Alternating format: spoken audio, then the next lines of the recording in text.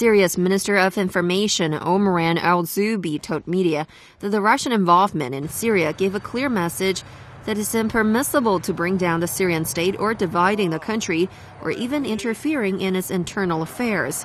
Al-Zubi renewed the Syrian government's line that countering terrorism comes before any political settlement in Syria.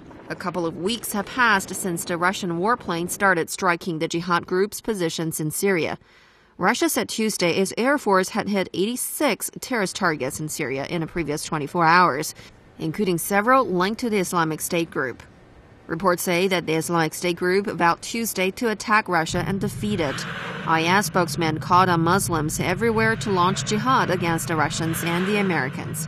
Russian Federal Security Service has warned that evidence shows that terrorists are trying to leave the war zone in Syria disguised as refugees to carry out terrorist acts.